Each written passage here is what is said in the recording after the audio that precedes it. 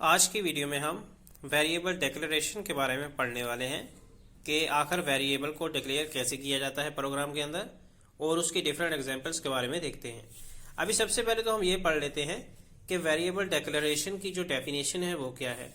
The process of specifying, इसको आप आसान लफ्जों में ये कह सकते हैं रखना, यानी कि वेरिएबल का नाम रखना एंड इट्स टाइप, और उसकी टाइप रखना, इसको वेरिएबल डिक्लेरेशन बोलेंगे। आसान लफ्जों में आप कहेंगे the process of specifying the variable name and it's type is called variable declaration. Variable declaration में ये होगा कि आपने वेरिएबल का नाम रखना है और उसकी टाइप रखती है कि ये टाइप इसकी इंटीजर है, फ्लोट है, यानी कि अशारिया वाली है या वैसे है, और उसका नाम रख देना है। इसी को हम वेरिएबल डिक्लेरेशन बोलेंगे। एक प्रोग्राम के अंदर बहुत सारे वेरिएबल्स आ सकते हैं जितनी जरूरत पड़े। C is a strongly typed language. Strongly type का मतलब क्या है कि यहाँ पे आपको लिखने में आसानी भी है, और स्ट्रॉन्ग का मतलब ये है कि यहाँ पे आपको काफ़ी जो है चीज़ें डिक्लेयर करने का मौका मिल जाता है। यानी आप काफ़ी ज़्यादा यहाँ पे जैसे आपने पढ़ लिया कि वेरिएबल काफ़ी ज़्यादा तादाद में आप जैसे जरूरत पड़े आप डिक्लेयर कर सकते हैं। It means that are variable must be declared before they are used in the program. और इसका मतलब ये भी है कि आपने वेरिएबल्स को पहले डिक्लेयर कर लेना है, बजाय आप उसके लिए आगे मजीद जो है काम करें। आपने सबसे पहले उसे डिक्लेयर करना है प्रोग्राम से पहले, ताकि उनको आप यूज कर सके प्रोग्राम के अंदर। A variable can be declared anywhere in the programme before it is used. किसी भी जगह आप डिक्लेयर कर सकते हैं। The variable declaration provides information to the computer about the variable।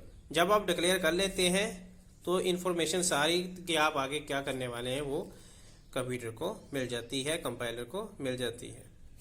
The compiler uses the declaration to determine how much memory is needed for each variable। जैसे ही आप ऐसा करते हैं कि डिक्लेयर कर देते हैं तो कंपाइलर जो है मेमोरी का हिसाब लगाता है कि आप कितने वेरिएबल डिक्लेयर कर रहे हैं और ये कितनी मेमोरी जो है लेगा। Compiler uses the declaration to determine how much memory is needed for each variable. Different types of data require different amount of memory. The required number of bytes is allocated when a variable is declared.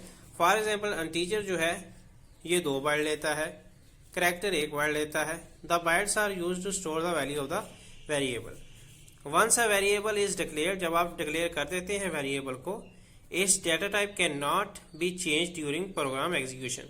आप data type को change नहीं कर सकते, यानी कि आपने variable का नाम रखा और उसकी डेटा टाइप लगा दी, इंटीजर है, फ्लोट है, करैक्टर, तो वो दोबारा प्रोग्राम के एग्जीक्यूशन में चेंज नहीं होनी। However the value of the variable can be change during execution. लेकिन उसकी वैल्यू चेंज हो सकती है। वो नेक्स्ट हम पढ़ेंगे। सिंटेक्स देखें आप, आपने डेटा टाइप लगानी है और वेरिएबल का नाम लगाना है। डेटा टाइप का मतलब ये है कि डेटा की टाइप कौन सी होगी जो कि स्टोर होनी है वेरिएबल में।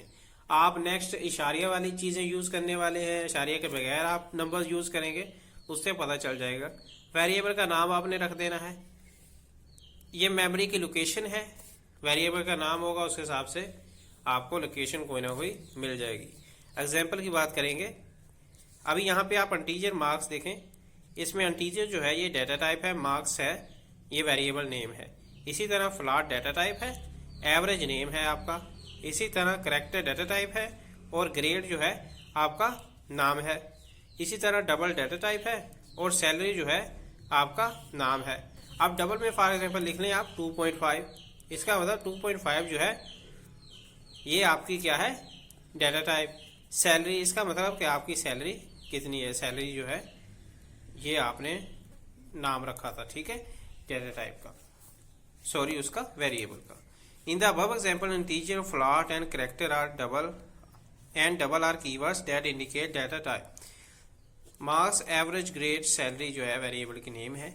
Many variables of same data type can also be declared in the single line.